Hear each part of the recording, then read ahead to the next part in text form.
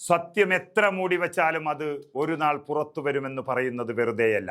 ഇനി എത്ര പണം കൊണ്ട് വാരിയെറിഞ്ഞാലും തുലാഭാരം നോക്കിയാലും സർക്കാരിനെ പുകഴ്ത്താൻ ഒരു ചാനൽ തന്നെ കയ്യിൽ വെച്ചാലും തട്ടിപ്പ് വീരന്മാർ അധികം നീണ്ടുപോകില്ല എന്നത് ഒരിക്കൽ കൂടി കോടതിക്കുള്ളിൽ തെളിഞ്ഞിരിക്കുകയാണ്. അതായത് വാർത്താവിലക്ക് കേസിൽ റിപ്പോർട്ടർ TV ഉടമകളെ കോടതിയിൽ തന്നെ തള്ളിപ്പറഞ്ഞിരിക്കുകയാണ് സ്വന്തം അഭിഭാഷകൻ. തൻ്റെ കക്ഷികൾ കേരളത്തിൽ രജിസ്റ്റർ ചെയ്ത തട്ടിപ്പ് കേസുകൾ പ്രതികളാണെന്ന കാര്യം തനിക്കറിയില്ലായിരുന്നു എന്നാണ് അഭിഭാഷകൻ കോടതിക്ക് മുന്നിൽ പറഞ്ഞിരിക്കുന്നത്. ആ വിവരം അറിയാതെയാണ് കേസുകൾ സംബന്ധിച്ച വാർത്തകൾ നീക്കം ചെയ്യണമെന്ന അപേക്ഷ കോടതിയിൽ നൽകിയതെന്നും ബംഗളൂരു സിറ്റി സിവിൽ സെഷൻസ് കോടതിയെ അഭിഭാഷകൻ അറിയിച്ചിരിക്കുകയാണ്. ഇതിനപ്പുറം എന്താണ് വേണ്ടത് ഒരു കള്ളന്മാർക്ക് എന്നുള്ളത് ആലോചിക്കാവുന്നതേ ഉള്ളൂ.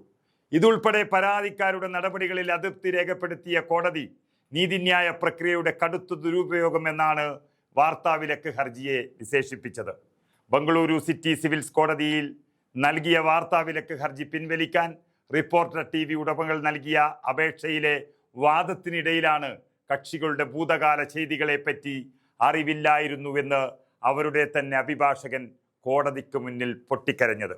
മുട്ടിൽ മരം മുറി, മാംഗോ ഫോൺ തട്ടിപ്പ് കേസുകളിൽ റിപ്പോർട്ടർ ഉടമകൾ പ്രതിയാണെന്ന കാര്യം അറിയാതെയാണ് ഈ വാർത്താവിലക്ക് ഹർജി താൻ ഫയൽ ചെയ്തത് എന്നും അഭിഭാഷകൻ കോടതിയിൽ തെറ്റേറ്റു പറഞ്ഞിരിക്കുകയാണ്.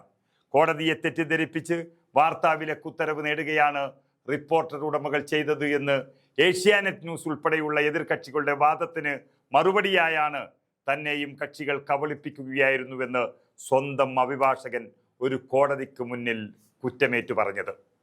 പ്രസിദ്ധീകരിച്ച വാർത്തകളുടെ ആധികാരികത തെളിയിക്കാൻ ഏഷ്യാനെറ്റ് ന്യൂസ് സമർപ്പിച്ച രേഖകൾ സ്വീകരിച്ച ബംഗളൂരു സിറ്റി സിവിൽ സെഷൻസ് കോടതി അവയുടെ വിശദമായ പരിശോധനയിലേക്ക് കടന്നില്ല.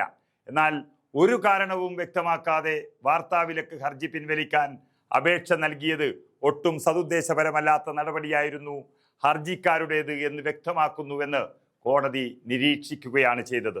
ഇത്തരം രീതികൾക്ക് തടയിടേണ്ടത് കോടതിയുടെ കടമയാണെന്ന് പറഞ്ഞുകൊണ്ടാണ് ഹർജിക്കാർക്ക് 10,000 രൂപ പിഴ ചുമത്തിയത്. ആ രൂപയുടെ മൂല്യം അത് 10,000 അല്ല, ഈ തട്ടിപ്പുകാർക്കുള്ള ഏറ്റവും വലിയ ശിക്ഷയാണ് അത്. ആദ്യത്തെ ശിക്ഷയായി ഈ രാജ്യം കാണുകയാണ്.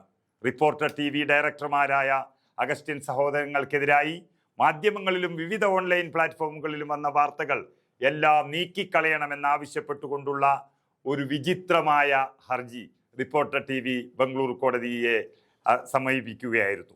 ഏഷ്യാനെറ്റ് ന്യൂസ് അടക്കമുള്ള മാധ്യമങ്ങൾ നൽകിയ വാർത്തകൾ അടങ്ങിയ 90-ലേറെ ലിങ്കുകൾ ഇടക്കാല ഉത്തരവിന്റെ ബലത്തിൽ നീക്കം ചെയ്തിരുന്നു.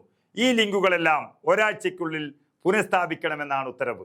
വാർത്താവിലക്ക് ഹർജിയിൽ റിപ്പോർട്ടർ TVക്ക് കോടതി 10,000 രൂപയാണ് പിഴയിട്ടത്.